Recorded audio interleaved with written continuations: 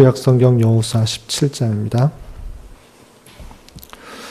어제 말씀에서는 요셉의 아들의 한 명인 에브라임 지파의 분깃에 대해서 교훈받았고요. 오늘 17장에서는 요셉의 첫째 아들이었던 므낫세 지파의 분깃에 대해서, 기업에 대해서 쭉 나와 있습니다. 1절부터 18절까지 길게 되어 있는데요. 1절부터 13절까지만 봉독하도록 하겠습니다. 여호수아 17장 1절부터 13절까지 함께 봉독하겠습니다. 므낫세의 지파를 위하여 제비 뽑은 것은 이러하니라. 므낫세는 요셉의 장자였고 므낫세의 장자 마길은 길르앗의 아버지라. 그는 용사였기 때문에 길르앗과 바산을 받았으므로 므낫세의 남은 자손을 위하여 그들의 가족대로 제비를 뽑았는데 그들은 곧 아비에셀의 자손과 헬렉의 자손과 아스리엘의 자손과 세겜의 자손과 헤벨의 자손과 스미다의 자손이니 그들의 가족대로 요셉의 아들 므낫세의 남자 자손들이며 헤벨의 아들 길르앗의 손자 마길의 증손 므낫세의 현손 슬로브앗은 아들이 없고 딸뿐이요 그 딸들의 이름은 말라와 노아와 호글라와 밀가와 디르사오라. 그들이 제사장 엘르앗살과 눈의 아들 여호수아와 지도자들 앞에 나와서 말하기를 여호와께서 모세에게 명령하사 우리 형제 중에서 우리에게 기업을 주라 하셨다 하매 여호와의 명령을 따라 그들에게 그들의 아버지 형제들 중에서 기업을 주므로 요단 동쪽 길르앗과 바산 외에 므낫세에게 10분깃이 돌아갔으니 므낫세의 여자 자손들이 그의 남자 자손들 중에서 기업을 받은 까닭이었으며 길르앗 땅은 므낫세의 남은 자손들에게 속하였더라. 므낫세의 경계는 아셀에서부터 세겜 앞 믹므닷까지이며 그 오른쪽으로 가서 엔다부와 주민의 경계에 이르나니 다부아 땅은 므낫세에게 속하였으되 므낫세 경계에 있는 다부아는 에브라임 자손에게 속하였으며 또 그 경계가 가나 시내로 내려가서 그 시내 남쪽에 이르나니 므낫세의 성읍 중에 이 성읍들은 에브라임에게 속하였으며 므낫세의 경계는 그 시내의 북쪽이요 그 끝은 바다이며 남쪽으로는 에브라임에게 속하였고 북쪽으로는 므낫세에게 속하였고 바다가 그 경계가 되었으며 그들의 땅의 북쪽은 아셀에 이르고 동쪽은 이사갈에 이르렀으며 이사갈과 아셀에도 므낫세의 소유가 있으니 곧 벳스안과 그 마을들과 이블르암과 그 마을들과 돌의 주민과 그 마을들이요 또 엔돌 주민과 그 마을들과 다아낙 주민과 그 마을들과 무깃도 주민과 그 마을들 세 언덕 지역이라. 그러나 므낫세 자손이 그 성읍들의 주민을 쫓아내지 못하매 가나안 족속이 결심하고 그 땅에 거주하였더니 이스라엘 자손이 강성한 후에야 가나안 족속에게 노역을 시켰고 다 쫓아내지 아니하였더라. 아멘. 이 시간에도 여기까지 나오신 여러분들 위해 하나님의 크신 은혜가 함께하기를 진심으로 기원합니다. 말씀 읽기 본문은 여호수아 17장입니다. 말씀드린 것처럼 여호수아 13장부터 21장까지는 가나안 땅에 분배된 이스라엘 여러 지파에 대해서 설명하고 있습니다. 우리가 읽은 것처럼 14장과 15장에서는 유다 지파가 어느 지역을 분배받았는지에 대해서 나오고 있고요. 그리고 16장, 어제 말씀 읽기 본문이었던 16장에서는 요셉 지파 중에 요셉의 아들인 에브라임 지파가 어디 땅을 차지하게 되는지, 그리고 오늘 말씀 읽기 본문인 17장에서는 요셉의 첫째 아들인 므낫세가 어느 지파를 이렇게 차지하게 되는지를 설명하고 있습니다. 우리 읽은 것처럼 많은 인명과 지역 이름이 나오는데 우리가 다 알 수가 없습니다. 그래서 여러분들 말씀 읽기 설교 노트에 대략적인 12지파의 위치가 나와 있는데요. 말씀 읽기 설교 노트를 한번 보고 넘어가겠습니다. 12페이지를 참고해 주시기 바랍니다. 말씀 읽기 설교 노트 12페이지에 여호수아 개요해가지고 가나안 땅을 차지한 12지파의 위치가 이렇게 잘 표현되어 있습니다. 말씀일기 설교노트가 없으신 분들은 뒤쪽 편에 비치가 되어 있으니까 참고해 주시고요. 12페이지 보시면 가나안 땅 지역이 쭉 나와 있습니다. 말씀드린 것처럼 가운데에 갈릴리 바다와 여매가 있고요. 그 사이에 흐르는 요단강이 있습니다. 그 요단강 동쪽 편에 보시면 가나안 땅, 하나님께서 말씀하신 가나안 땅은 아니지만 전쟁 중에서 이 땅을 차지하겠다고 이렇게 선언한 두 지파 반이 있습니다. 르우벤 지파, 갓 지파, 그다음 므낫세의 반 지파입니다.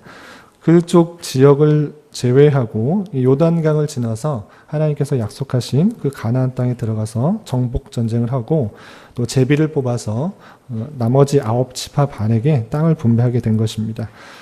아까 말씀드린 것처럼 14장과 15장에서는 유다 지파가 분배받은 또 제비 뽑은 땅이 어디인가 아주 자세하고도 구체적으로 설명되어 있는데요. 보시면 유다 지파, 그러니까 요단강 서쪽 편, 아래편, 서쪽 아래쪽에 보면 유다라는 그런 좀 굵은 글씨로 되어 있는 것을 볼 수 있습니다. 그 유다 지파가 가장 먼저 분배된 지역에서 가장 먼저 나오고 그 땅이 가장 자세하게 또 많이 차지한 것을 볼 수 있습니다. 말씀드린 것처럼 그렇게 왜 12지파 중에 유다 지파가 가장 먼저 분배된 지역이 나왔는가, 그리고 가장 많은 땅을 차지했는가, 그것은 암묵적으로 유다 자손을 통하여서 하나님의 구원 계시가 이어질 것들을 밑바탕에 깔고 있는 암묵적인 그런 표시다라고 할 수 있습니다. 그리고 유다 지파 설명한 뒤에 말씀드린 것처럼 요셉 지파에 대해서 분배된 지역을 설명하고 있습니다. 이것도 마찬가지로 그 중요성이 유다 지파 다음에 요셉 지파, 그러니까 야곱의 12아들 중에 장자는 아니었지만 가장 사랑하였던 아들 요셉, 장자의 그런 사랑을 받고 특혜, 축복을 받은 그 지파에 대해서 설명하고 있는 것입니다. 그래서 16장에서는 에브라임 지파의 경계가 어딘가 이렇게 쭉 나와 있는데요. 보시면 유다 지파 위쪽 편에 있는 것을 볼 수 있습니다. 그리고 양 옆에는 단 지파와 베냐민 지파가 있다 이렇게 할 수 있습니다. 그리고 시므온 지파는 그 유다 지파 밑에 편에 있는데요. 유다의 큰 넓은 영토 중에 그 사이에 있는 것입니다. 여긴 색깔로 천연색으로 되어 있지 않고 흑백으로 되어 있어서 유다 지파가 시므온 지파와 베냐민 지파 사이에 껴있는 좁은 지역처럼 보이지만 그것이 아니고 우리가 14장과 15장에서 읽었던 것처럼 유다 지파는 아래쪽, 그 남쪽의 경계가 어디인가, 가네스 바데아, 그 다음에 신광야, 에돔까지 이어진다라고 되어 있습니다. 그렇기 때문에 시몬 밑에도 쭉 밑에 강야까지 넓은 지역을 제비 뽑아서 그 애들에게 준 것을 볼 수 있습니다. 그리고 그 사이에 시몬 지파가 껴있다. 좁은 지역, 유다 지파의 넓은 지역 중에 시몬 지파가 좀 껴있는 형식이다라고 생각하시면 되고요. 그리고 유다 지파 위쪽 편에 베냐민, 그리고 에브라임 단 지파가 이렇게 차지하게 되었다. 이렇게 되어 있습니다. 그리고 오늘 말씀일기 본문인 17장에서는 므낫세가 차지한 지역에 대해서 쭉 설명하고 있는데요. 많은 지역 또 인물들이 나오지만 실제적으로 그 지역이 어디인지 구체적으로 이렇게 정확하게 1대1로 찾아볼 수는 없고요. 17장, 여러분 성경을 펴놓으셨을 테니까 17장 7절에서 보면 므낫세의 경계에 대해서 이렇게 표현하고 있습니다. 17장 7절에 보면 므낫세의 경계는 아셀에서부터 세게맛 믹므다까지다 이렇게 되어 있는데요. 이 아셀이 어디 있는가 보면 제일 위쪽, 가나안 땅에서 제일 위쪽에 차지한 지파입니다. 아셀 지파가 제일 위에 시돈 두로 있는 그 밑에까지 차지하고 있는 그쪽 위편에 제일 북쪽에 차지한 지파가 아셀인데 그 밑에까지 경계를 하고 있다. 그러니까 므낫세는 좀 위까지 북쪽에 경계가 있는 것을 살펴볼 수 있습니다. 그리고 또 쭉 이렇게 설명되어 있는데요. 9절에서 보면 이런 표현이 있습니다. 또 그 경계가 가나 시내로 내려가서 그 시내 남쪽에 이르나니 므낫세의 성읍 중에 이 성읍들은 에브라임에게 속하였다. 므낫세의 경계는 그 시내 북쪽이요 그 끝은 바다이다. 끝은 바다이다 해서 왼쪽 그 서쪽 편의 바다까지 쭉 이어지는 그런 큰 지역을 차지하는 것을 볼 수 있습니다. 그리고 중간중간에 나오는 표현이 무엇이냐, 아까도 말한 것처럼 그 므낫세 지파의 땅 중에 에브라임에 속한 지역이 있다라는 표현이 계속 반복됩니다. 아까 9절에서도 이 성읍들은 에브라임에게 속하였다라고 표현한 구절이고요. 10절에서도 남쪽으로는 에브라임에 속하였다라는 표현들. 그리고 오늘 본문은 아니지만 16장 9절에서도 이런 표현이 있습니다. 므낫세 자손의 기업 중에서 에브라임 자손을 위하여 구분한 모든 성읍과 그 마을들도 있었더라라고 되어 있습니다. 그래서 실제적으로 므낫세가 차지한 지역은 에브라임 위쪽부터 북쪽으로 있는 아셀까지 이르는 큰 넓은 지역이었지만 그 중간에서는 같은 형제라고 할 수 있는, 형제 지파라고 할 수 있는 동생 지파라고 할 수 있는 에브라임에게 속한 땅도 있었다라는 것들을 알 수 있습니다. 그래서 보시면 동쪽에서도 정복전쟁 이전에 그 지역에서 살고 있었던 전쟁을 통하여서 차지한 므낫세 반지파는 요단강 동쪽 편의 넓은 지역을 차지하고 있었을 뿐만 아니라 그 절반은 요단강을 건너 서쪽에서도 제비 뽑아서 큰 지역을 차지했지만 그 사이사이에는 에브라임 지파가 살고 있었던 지역도 있었다라는 것들을 참고하시면 될 것입니다. 그래서 에브라임과 므낫세, 요셉의 두 아들에게 하나님께서 요셉이 야곱이 축복하였기 때문에 두 지파에게 하나씩 큰 분깃이 주어졌고요. 에브라임과 므낫세가 넓은 지역을 차지했습니다. 그래서 므낫세는 그 형식적으로는 지역적으로는 넓은 지역을 차지하고 있지만 실제적으로 여기 보시면 좀 산악 지역이 많이 있습니다. 그래서 살기 좋은 땅은 오히려 에브라임 쪽이 살기가 좋은 쪽이고요. 므낫세는 지역적으로는 넓지만 산악 지역이 많기 때문에 살기는 좀 쉽지 않은 그런 지역입니다. 그 이야기가 좀 이따가 또 설명될 텐데 그렇게 되어 있고 군데 같은 동생이었던 에브라임 지파에게 속한 그런 땅도 있었다라는 것들을 아시고 넘어가면 되겠습니다. 지역적으로 이것들을 이제 계속 여호수아의 분배된 땅들을 읽어나갈 텐데 너무 이게 지역이 낯설기 때문에 어려울 수 있기 때문에 이걸 한 번씩 보시고 넘어가면 이런 땅을 각 지파가 차지했구나라는 것들을 이해할 수 있을 것이라 생각합니다. 다시 본문으로 들어와서 땅들만 생각해 보면 무슨 의미가 있는가, 여호수아 이스라엘 땅들 분배받은 것이 우리에게 무슨 의미가 있는가 생각할 수 있는데요. 오늘날 우리에게 교훈하는 것들이 적지 않은 것을 살펴볼 수 있습니다. 먼저 살펴보고자 하는 것은 분배받을 때 잘 등장하지 않는 그 여성이 등장하고 있다는 것입니다.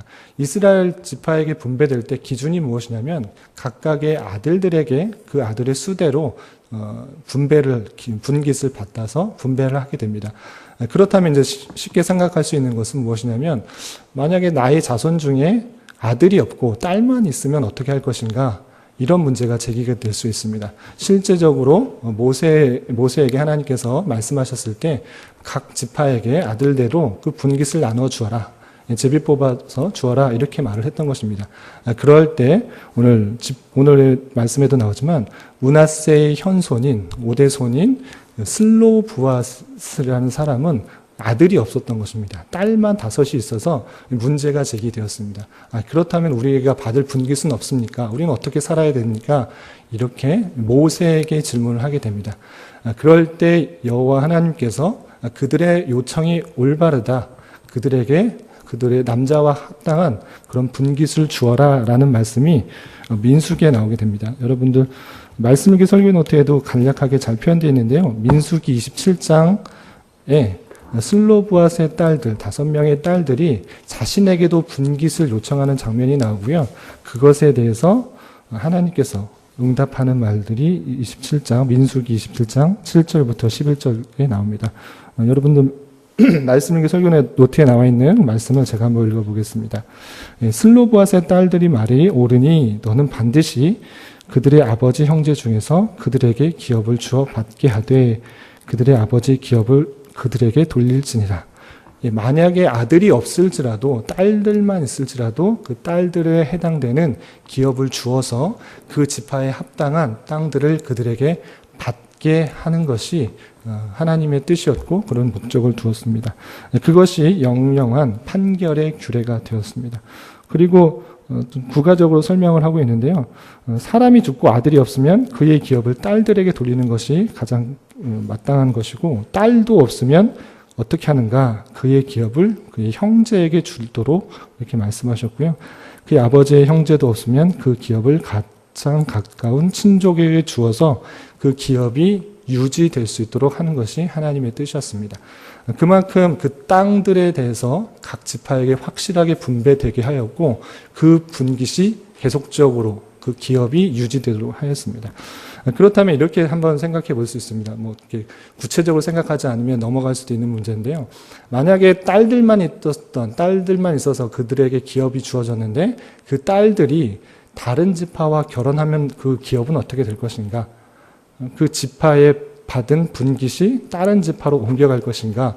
이런 것도 생각해 볼 수 있습니다. 이것도 깊게 생각하지 않으면 그냥 넘어갈 수 있는데, 하나님께서는 그런 것조차 구체적으로 어떻게 해야 되는지에 대해서 설명하고 있습니다. 민수기 36장 6절부터 9절까지 말씀을 찾아보겠습니다. 민수기 36장 6절부터 9절입니다. 민수기 36장 6절부터 9절.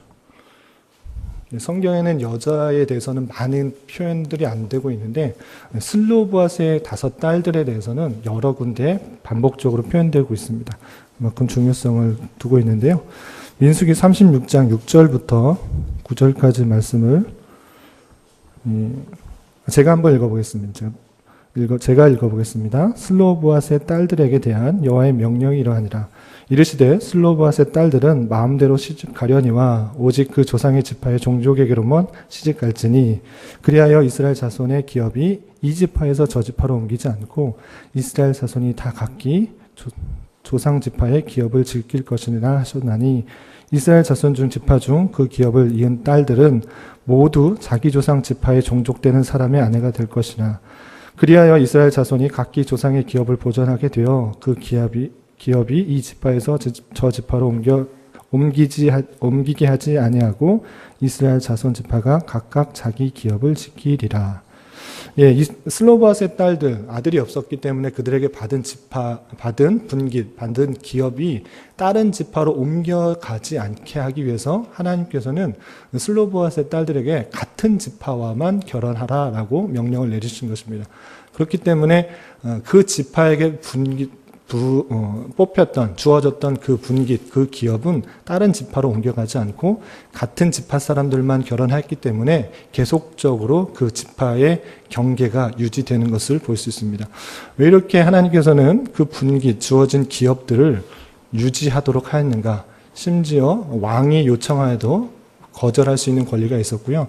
돈이 없어서 그 땅을 팔았을지라도 희년이 되면 다시 돌려받을 수 있는 그 기업, 그리고 우리에는 관심도 없는 그런 많은 지명들을 구체적으로 하나하나 열거하면서 그들에게 주어진 이유가 무엇인가?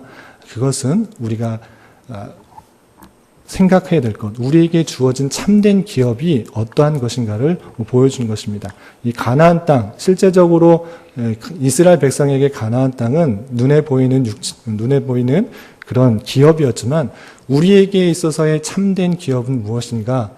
우리에게 있어서 우리는 영적 레위인이기 때문에 우리의 기업은 참된 하나님, 흔들리지 않는 하나님, 그리고 그의 나라, 하나님의 나라가 참된 기업이라는 것들을 기억하도록 하는 그런 말씀인 것입니다. 그런 말씀들, 그런 표현들이 어디 이렇게 표현되어 있는가? 다윗의 시에 잘 표현되어 있는 것을 살펴볼 수 있습니다. 시편 16편 5절 6절 말씀은 함께 찾아서 읽어보도록 하겠습니다. 시편 16편 5절 6절 말씀입니다. 다윗이 고백하고 있는 찬송 속에서 우리의 기업이 어떤 것인지를 잘 표현하고 있는 것입니다. 예, 16편 5절 6절을 함께 읽어보도록 하겠습니다. 시작. 여호와는 나의 산업과 나의 잔의 소득이시니 나의 분깃을 지키시나이다. 내게 줄로 재어준 구역은 아름다운 곳에 있으며 나의 기업이 실로 아름답도다. 아멘. 예, 6절까지만 읽겠습니다. 예, 다윗의 시의 고백에서 볼 수 있다시피 여호와가 나의 산업이고 나의 잔의 소득이다. 그리고 나에게 줄로 재어진 구역, 이것은 이스라엘 백성들에게 줄로 재어진 구역은 실제적으로는 가나안 땅이었지만 그것은 눈에 보이는 그런 기업이 아니라 아름다운 곳에 있다, 천국에 있다, 하나님의 나라이다, 이것을 고백하는 것입니다. 이런 것처럼 오늘날에 있어서 이스라엘 백성처럼 줄로 재어진 구역이 눈에 보이는 땅으로 주어지진 않습니다. 하나님의 백성에게 있어서 실로 아름다운 구역, 영원한 기업은 하나님과 그의 나라일 것입니다. 그런 가운데 있어서 나의 가장 소중하게 생각하고 있는 것, 나의 기업을 무엇으로 생각하고 있습니까? 눈에 보이는 어떠한 부요나 평화와 안락한 것들을 가장 소중한 것으로, 기업으로 생각하고 있지 않은지는 되돌아보아야 될 것입니다. 이스라엘 백성들에게 구체적으로 또 흔들리지 않게 그 기업을 보여주시고 차지하라는 것은 눈에 보이는 그런 기업이 아니라 실로 아름다운 곳에 있는 하나님의 나라와 또 하나님을 참된 기업으로 삼아야 될 것을 보여주고 있는 것입니다. 레위인에게 보여준 것처럼 그들의 기업은 오직 하나님이었고 그의 소산물들이었습니다. 그런 것처럼 영적 레위인으로서 하나님만을, 또 하나님의 나라만을 참된 기업과 가장 소중한 것으로 생각하여 한평생 살아갈 동안 하나님만을 의지하고 하나님께서 주시는 힘으로 나의 참된 기쁨과 감사로 삼아 살아갈 수 있는 저와 여러분이 되시기를 주님의 이름으로 부탁을 드리겠습니다. 기도하겠습니다. 하나님 아버지, 오늘 말씀을 통해서 요셉의 두 아들인 므낫세와 에브라임 지파에게 가나안 땅을 부배받는 모습을 보았습니다. 하나님께서 약속하신 것은 반드시 이루시는 주님임을 믿고 이 땅을 살아가는 동안 참된 기업인 하나님과 또 그의 나라를 가장 소중한 것으로 삼으며 살아가게 하여 주시옵소서. 특별히 그러한 삶을 살아갈 때 만나게 되는 여러 가지 어려움과 유혹 속에서 나태함과 안일함 가운데 살아가지 않게 하여 주시고 열심히 개척하려는 정신으로 하루하루 영적 전투 가운데 승리하며 살아가게 하여 주시옵소서. 주님, 오늘은 이 나라의 헌법이 제정된 것을 기념하는 날입니다. 헌법과 또 여러 법들이 진정으로 많은 사람들을 유익하게 하는데 기준이 되어 잘 시행될 수 있도록 인도하여 주시고 여러 법들이 잘 지켜지는 안전하고 평화로운 나라가 될 수 있도록 인도하여 주시옵소서. 특별히 남과 북이 대치되어 있는 상황 가운데 국론이 분열되고 이념이 나누는 이 땅 가운데 주님께서 큰 은혜를 베풀어 주시고 서로를 이해하며 존중하는 가운데 하루속히 북한과 평화 통일을 이루어 자유와 인권이 유린되고 있는 북한 가운데 복음이 선포되고 주님의 교회가 회복되게 하여 주시옵소서. 또한 바라옵기는 우리 교회가 점차 어두워져가는 이 세상 속에서 소금과 빛의 역할들을 잘 감당하며 어렵고 힘든 성도들에게 참된 위로와 힘이 되는 교회가 되게 하여 주시옵소서.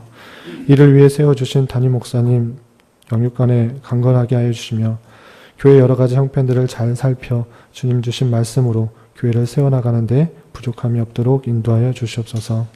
전교인 여름수련회를 준비하고 있습니다. 준비하는 과정에서부터 마치는 시간까지 주님께서 친히 인도하여 주셔서 서로를 위해 존중하고 이해하고 용납하며 말씀 안에서 더욱 든든해져 가며 교회의 체질이 변화되는 은혜의 시간이 되게 인도하여 주시옵소서.